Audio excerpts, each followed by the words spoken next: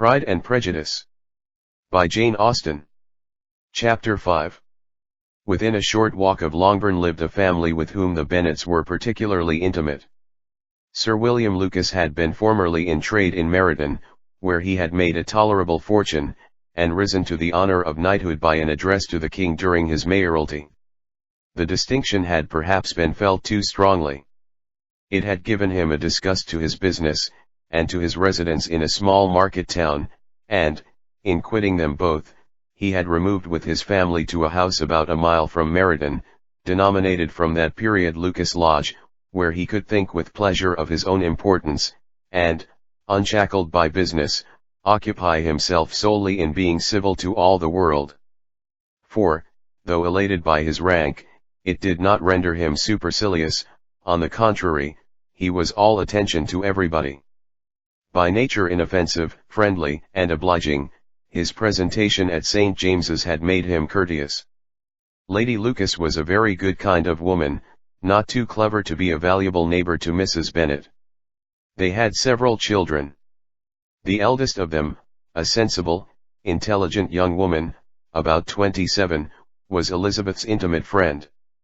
That the Miss Lucases and the Miss Bennets should meet to talk over a ball was absolutely necessary, and the morning after the assembly brought the former to Longbourn to hear and to communicate. "You began the evening well, Charlotte," said Mrs. Bennet with civil self-command to Miss Lucas. "You were Mr. Bingley's first choice." "Yes, but he seemed to like his second better." "Oh, you mean Jane, I suppose, because he danced with her twice."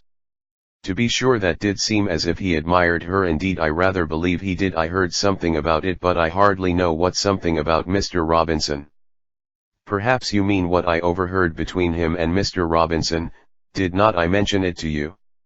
Mr. Robinson's asking him how he liked our Meryton assemblies, and whether he did not think there were a great many pretty women in the room, and which he thought the prettiest. And his answering immediately to the last question, 'Oh, the eldest Miss Bennet, beyond a doubt, there cannot be two opinions on that point.' Upon my word." "Well, that is very decided indeed. That does seem as if, but, however, it may all come to nothing, you know." "My overhearings were more to the purpose than yours, Eliza," said Charlotte.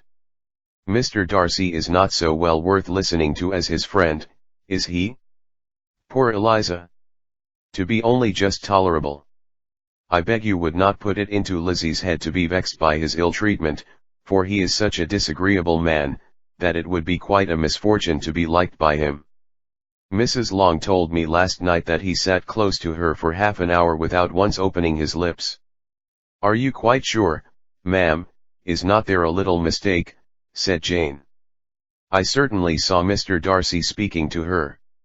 Because she asked him at last how he liked Netherfield, and he could not help answering her, but she said he seemed quite angry at being spoke to."